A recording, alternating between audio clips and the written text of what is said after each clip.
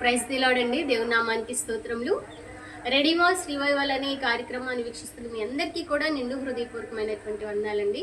చాలా రోజుల తర్వాత నేను మరలా మీ మధ్యకి దేవుని వాక్యాన్ని పంచుకోవడానికి, లేకపోతే మీ అందరితో కలిసి ధ్యానించడానికి దేవుడిచ్చిన ఈ శ్రేష్ఠ తరుణాన్ని బట్టి దేవాది దేవునికి కృతజ్ఞతాస్తుతులు, స్తోత్రాలు, వందనాలు చెల్లిస్తున్నాను. ప్రత్యేకించి ఈరోజు ఫాదర్స్ డే కదండి. నాకు జన్మనిచ్చినటువంటి తండ్రి గారికి మొట్టమొదటిగా ఫాదర్స్ డే శుభాకాంక్షలు తెలియపరుచుకుంటున్నాను. ఈ లోకంలోనికి నేను రావడానికి దేవుడు వాడుకున్నటువంటి నా తండ్రి గారు అయినటువంటి చిలుకోటి దావీదు గారికి, అలాగే రెండవదిగా నా తండ్రి తర్వాత తండ్రి వలె నన్ను ధైర్యపరిచి నడిపించి బలపరిచే అన్నయ్య పాస్టర్ రోలన్స్ గారికి, అలాగే నా ఆత్మీయ తండ్రి గారు ఆయా సందర్భాల్లో బలహీనమైనప్పటికీ కూడా వారు ప్రత్యేకించి ప్రతిదినము నా గురించి ప్రార్థన చేస్తూ, అలాగే ఫోన్ చేసి కూడా పరామర్శిస్తూ నన్ను ఎంతగానో ఆత్మీయంగా బలపరుస్తూ వస్తున్నటువంటి నా ఆత్మీయ తండ్రి గారు ఎల్ సురేష్ పాస్టర్ గారికి కూడా నేను హృదయపూర్వకమైన వందనాలు చెల్లిస్తున్నాను. అలాగే ప్రత్యేకించి ఈ సమయంలో మన సృష్టికర్త అయినటువంటి దేవాది దేవుడైనటువంటి ప్రభువులకు ప్రభు, రాజులకు రాజు, తల్లి గర్భంలో పిండంగా రూపొందించక ముందే నన్ను చూసి ఏర్పాటు చేసుకుని తన నిర్ణయ కాలంలో ఈ లోకానికి నన్ను నడిపించినటువంటి నా పరమ తండ్రికి నిండు కృతజ్ఞతాంజలిని తెలియపరుచుకుంటూ వస్తున్నాను. ఆయనకి నేనేమి ఇచ్చినా కూడా నేను రుణం తీర్చుకోలేను. ఈనాటి వరకు దేవాది దేవుడు తన ప్రేమను నా ఎడ్ల కనపరుస్తూ తన కృపతో నన్ను బలపరుస్తూ నడిపిస్తున్నటువంటి విధానాన్ని బట్టి నేను ఎంతగానో దేవాది దేవునికి కృతజ్ఞతాస్తుతులు, స్తోత్రాలు చెల్లిస్తున్నాను. ఈ సమయంలో నా భర్త అయినటువంటి దైవ సేవకులు రాజ్బాబాయ్ గారికి కూడా నిండు హృదయపూర్వకమైన ఫాదర్స్ డే శుభాకాంక్షలు తెలియపరుచుకుంటున్నాను. లేఖన భాగంలో నుంచి దేవుడు నాకు ఇచ్చినటువంటి తలంపును మీతో పంచుకోవాలని ఇష్టపడుతున్నాను.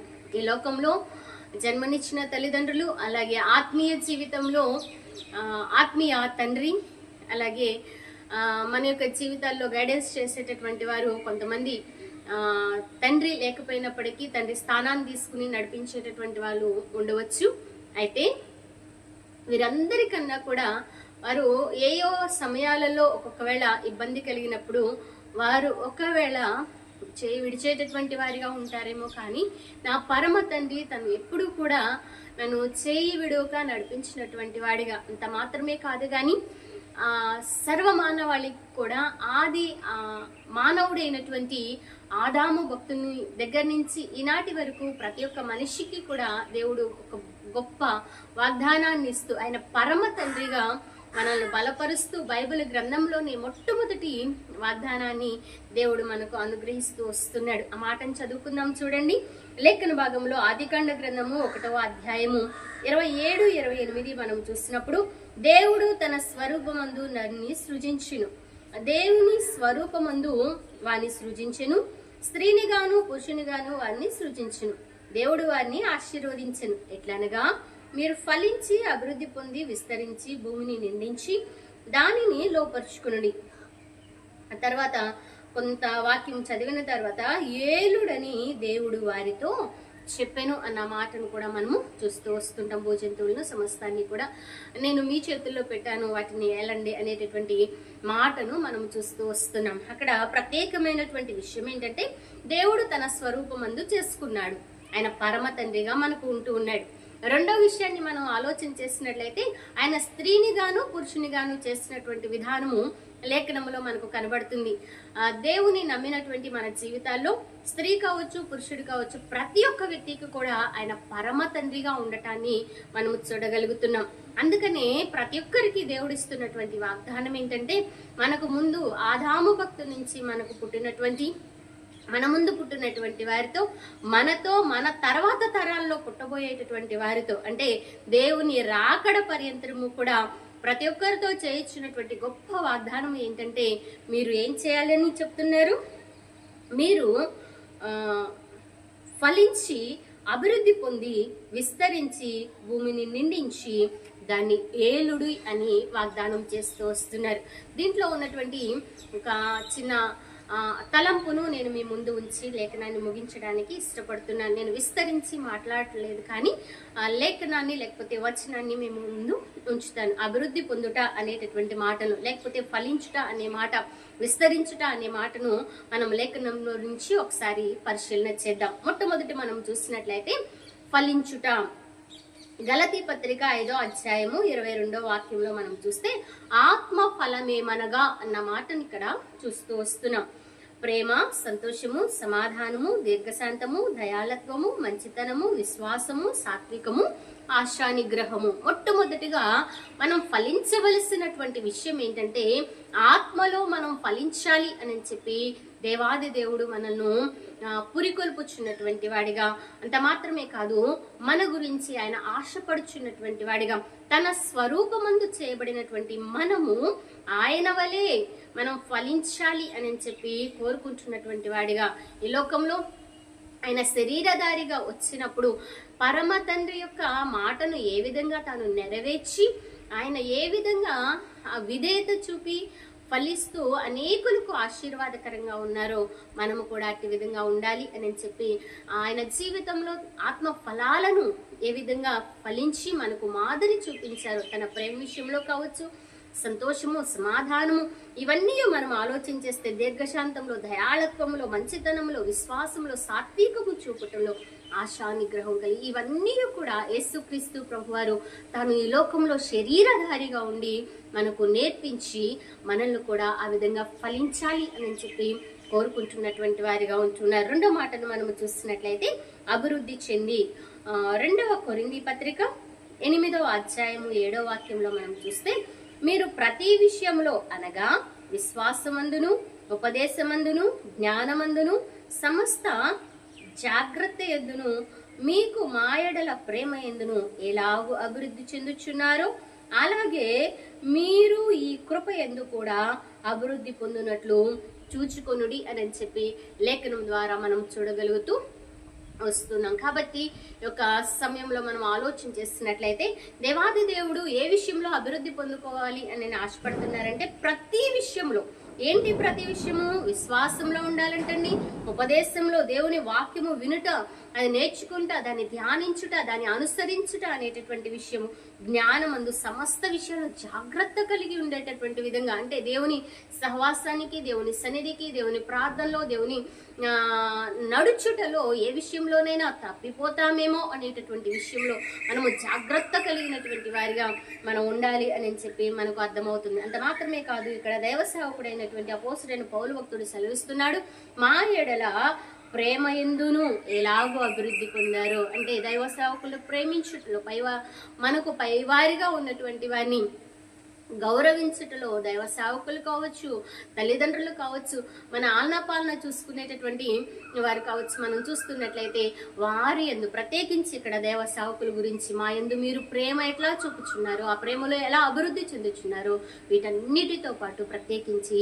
దేవుని కృపలో మీరు అభివృద్ధి పొందాలి అని చెప్పి కోరుకోవడాన్ని మనం చూస్తూ వస్తున్నాము. కృప అర్హత లేని మన జీవితాల్లో అర్హతను కలుగచేసి ఆయన ప్రతి సమయంలో అబ్బా తండ్రి అని మొర్ర పెట్టుకొనడానికి ఆయన పాద సన్నిధికి, కృపాసనం యొద్దకు మనము సమీపస్తులుగా మార్చబడడానికి దేవుడు కృప చూపట ద్వారా మనము ఆయన కృపాసనం యొద్దకు చేరగలుగుతూ వస్తున్నాం. అందుకని దేవుని వాక్యము సెలవిస్తుంది, ఆయన కృపను మనము దుర్వినియోగము చేసుకొనకుండా, అందుకని మీరు కృపచేతనే రక్షించబడ్డారు అనేటటువంటి మాటను లేఖనములో మనం చూస్తూ వస్తుంటాం. కాబట్టి మనకిచ్చినటువంటి రక్షణ పాత్రను చేతపట్టుకుని కృతజ్ఞతాస్తుతులు చెల్లించి దేవుని కృపలో మనము విస్తరించాలి అనేటటువంటి విషయం మనకు అర్థమవుతూ వస్తున్నది. ఆ తర్వాత మనము చూస్తున్నట్లయితే విస్తరించి కొలస్సీ పత్రిక 2వ అధ్యాయము 6-7 వాక్యాల్లో మనం చూస్తే కావున మీరు ప్రభువైన క్రీస్తును అంగీకరించిన విధముగా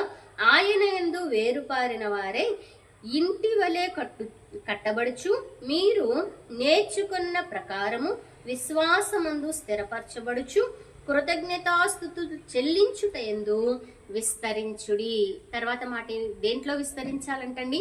ఇక్కడ కొన్ని విషయాలు మనకు చెప్తూ మనం ఒక ఇల్లు వలె కట్టబడుచు, మనమే ఆయన ఇల్లు అని చెప్పి వాక్యం సెలవిస్తున్నట్లుగా మనము ఆత్మీయ జీవితంలో, మన భక్తి జీవితంలో మన ఇంటిని మనము కట్టుకొనుటూ కట్టుకొనుచు కృతజ్ఞతాస్తుతులు చెల్లించటలో విస్తరించాలి అని చెప్పి దేవుని వాక్యం సెలవిస్తుంది. చాలా సందర్భాల్లో దేవుడు చేసినటువంటి మేలులను, ఉపకారములను మరిచిపోయి నా దేవుడు నాకు చిన్న శ్రమ వచ్చేసరికి నా దేవుడు నాకేం చేశాడు అనేటటువంటి మాటను మనం పలికేటటువంటి వారిని చూస్తూ వస్తుంటాం.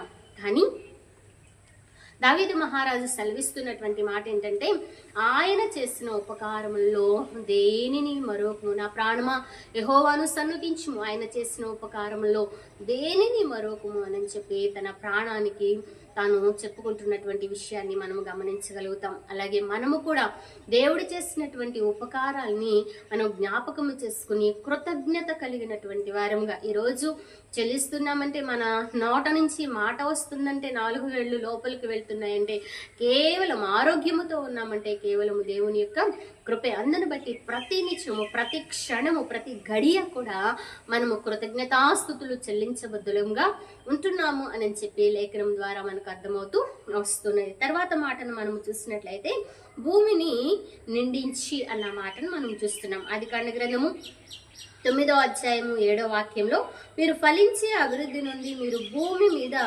సమృద్ధిగా సంతానమును కని విస్తరించండి అన్న మాటను మనం చూస్తూ వస్తున్నాం. అలాగే 9:1 మనం చూస్తే నోవాహు భక్తునితో అతని కుమారులతో చెప్పినటువంటి మాట ఏంటంటే, మీరు ఫలించి అభివృద్ధి పొంది భూమిని నింపుడి అన్న మాటను మనం చూస్తూ వస్తున్నాం. అంటే సంతానం విషయంలో మనం దేవుని ఎరిగినటువంటి వారిగా ఆత్మ సంబంధమైనటువంటి వ్యక్తులను దేవుని చెంతకు నడిపిస్తూ ఆత్మ సంబంధంగా అనేకులను దేవుని బిడలుగా చేసేటటువంటి వారిగా, ఇంత మాత్రమే కాదు ఈ లోకంలో కూడా శరీర సంబంధమైనటువంటి బిడ్డలను కూడా కలిగి ఉండేటటువంటి వారిగా ఉండాలి. ఆ విషయంలో మీరు నింపుడి, భూమిని నింపుడి అనేటటువంటి మాటను మనం చూడగలుగుతూ ఉన్నాం. తర్వాత ఇంకొక మాటను మనం చూసినట్లయితే లోపరుచుకుని ఏలుడి అన్న మాటను తిమోతి మొదటి పత్రిక 3వ అధ్యాయము 4వ వాక్యంలో మనం చూస్తే, సంపూర్ణ మాన్యత కలిగి తన పిల్లలను స్వాధీనపరచుకోవాలి, తన ఇంటి వారిని బాగుగా ఏలువాడే ఉండాలి అనే మాటను మనము చూస్తూ వస్తున్నాం. ఎవరిని ఏలాలండి? ఎవరిని స్వాధీనపరచుకోవాలి అని అంటే, మన బిడ్డలను మనం స్వాధీనపరచుకుని మన ప్రేమతో, అనురాగంతో, ఆప్యాయతతో, దేవుని వాక్యముతో, అందుకని బాలుడు నడవవలసిన త్రోవను వానికి నేర్పుము, పెద్దవాడైనప్పటికీ కూడా ఫుట్నోట్లో మనం చూస్తాం, వృద్ధుడైనప్పటికీ కూడా వాక్యము నుంచి వారు తొలగిపోడు అనేటటువంటి మాటను మనం చూస్తూ వస్తుంటాం. ఇంకా చిన్నతనం నుంచి వారి గురించి ప్రార్థించేటటువంటి వారిగా, దేవుని పాదాలను పట్టుకుని వారి భవిష్యత్ కోసము కన్నీరు కార్చేటటువంటి వారిగా, దేవునికి అప్పచెప్పేటటువంటి వారిగా మనం ఉండాలని వాక్యం ద్వారా అర్థమవుతున్నది. ఆ తర్వాత అంటున్నారు, కుటుంబాన్ని ఏలేటటువంటి వారిగా, కుటుంబ యజమానిగా తను కుటుంబాన్ని చక్కగా నడిపించుకోవాలి అని చెప్పి బాధ్యత కలిగినటువంటి తండ్రిగా, బాధ్యత కలిగినటువంటి భర్తగా, బాధ్యత కలిగినటువంటి భార్యగా, లేకపోతే కుటుంబంలో మనకు సంఘంలో ఏ బాధ్యత అయితే మనకు అప్పగిస్తూ వచ్చారో ఆ బాధ్యతను ఖచ్చితంగా మనం నిర్వర్తించుకుంటూ ఉండాలి.